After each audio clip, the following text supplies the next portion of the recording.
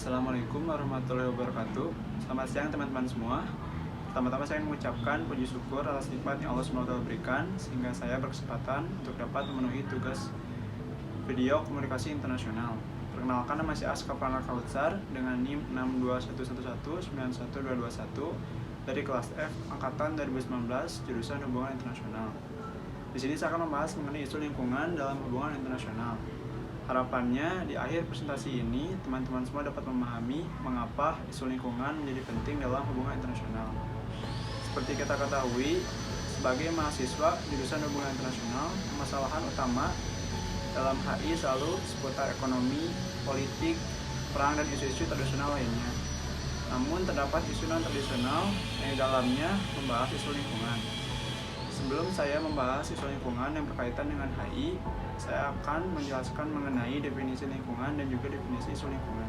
Apa itu lingkungan? Lingkungan merupakan kombinasi dari kondisi fisik yang meliputi sumber daya alam yang berupa air, tanah, mineral, serta flora fauna yang tumbuh di laut dan di darat. Lingkungan terdiri dari komponen biotik dan juga abiotik. Komponen biotik yang merupakan segala sesuatu yang bernyawa seperti hewan, manusia, dan juga mikroorganisme. Sedangkan komponen abiotik yang merupakan semua benda mati seperti air, tanah, udara, dan lain-lain.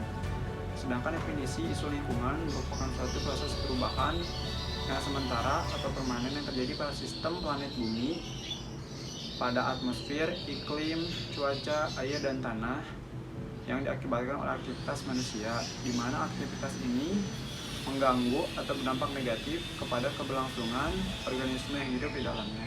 Lalu, apa saja alasan mengapa isu lingkungan menjadi isu global? Isu lingkungan tidak hanya mengancam negara, tetapi juga mengancam seluruh umat manusia, di mana permasalahan isu lingkungan ini meliputi tanaman, hewan, sistem iklim, lautan, dan juga ozon, di mana hal-hal tersebut merupakan sistem pendukung keberlangsungan hidup manusia.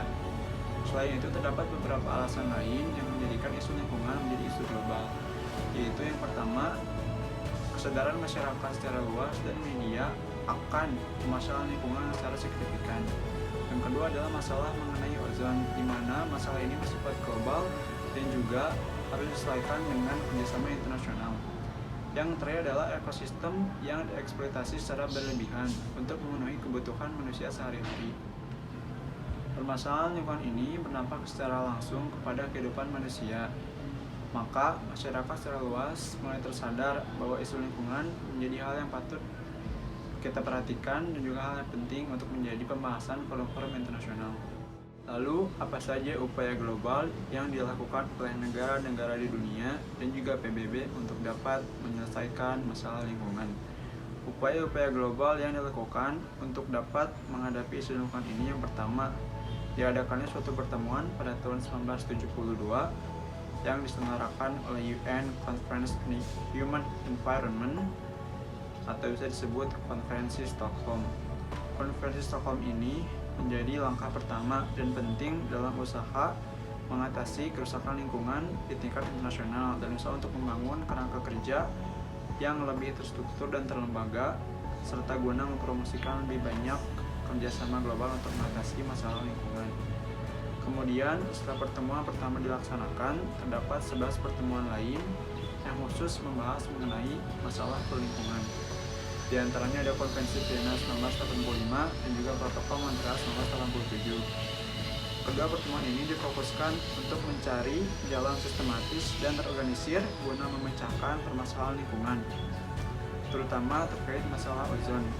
Selanjutnya diadakannya konferensi di Brazil, Rio de Janeiro, pada tahun 1992 dengan menghasilkan 27 prinsip dasar yang menjadi panduan tindakan untuk mengatasi persoalan lingkungan dan masalah pembangunan.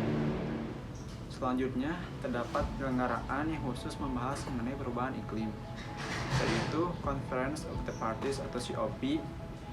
Yang pertama diadakan pada tahun 1995 di Berlin, yaitu Konvensi Iklim guna membangun protokol. Salah satunya legal binding, yaitu pengurangan efek rumah kaca. Selanjutnya, tahun 1997 diadakan protokol di Jepang, yaitu Kyoto Protocol, di mana protokol ini berisi komitmen untuk mengikat dengan negara maju industri untuk mengurangi efek gas rumah kaca.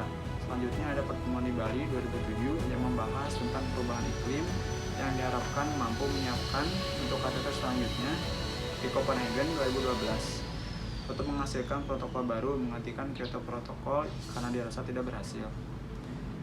Yang terakhir merupakan konferensi terbaru saat ini adalah COP21 yang diadakan di Paris atau biasa kita sebut dengan Paris Agreement. Konferensi ini bertujuan untuk membangun dan memperkuat respon global terhadap ancaman perubahan iklim dengan menahan laju peningkatan temperatur global hingga di bawah 2 derajat Celcius sebelum masa revolusi industri. Lalu mengejar upaya untuk membatasi kenaikan suhu hingga 1,5 derajat Celcius. Selain itu, COP21 ini juga bertujuan untuk memperkuat kemampuan negara dalam menangani dampak perubahan iklim. Paris Agreement sampai saat ini telah diratifikasi oleh 118 negara dari jumlah peserta keseluruhan 197 negara. Selain itu, PBB membentuk United Framework Convention on Climate Change atau UNFCCC dengan anggotanya mencakup 192 negara atau hampir setiap negara dunia. UNFCCC ini aktif melakukan pertemuan membahas isu lingkungan dan perubahan iklim 2 kali setahun yang terdiri dari delegasi tiap negara, LSM, dan kelompok kepentingan khusus. Kebijakan UNFCCC saat ini yaitu adalah membangun negara untuk menghasilkan atau menghentikan, mengurangi perubahan iklim dan melakukan penyelesaian terhadap efek perubahan iklim yang sedang terjadi saat ini. Sebelum saya menutup presentasi kali ini, saya ingin menyampaikan sebuah kutipan dari suatu film. The arrogance of man is thinking nature is in our hands or our control and not the other way around. Arogansi manusia ketika berpikir bahwa alam berada di bawah kendali mereka, bukan sebaliknya. Demikianlah beberapa hal yang dapat saya sampaikan. Sebelumnya saya mohon maaf sebesar-besarnya jika terjadi kesalahan kata. Saya hanya manusia biasa yang tidak luput dari kesalahan. Wassalamualaikum warahmatullahi wabarakatuh.